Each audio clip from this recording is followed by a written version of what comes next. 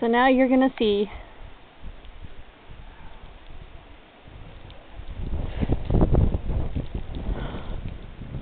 it's really cold, really windy. Snow's still coming down, really heavy.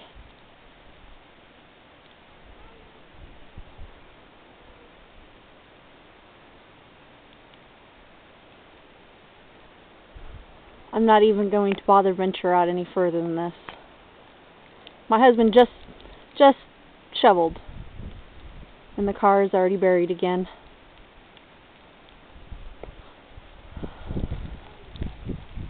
This is the front. You can see how thick it is. My hands are freezing.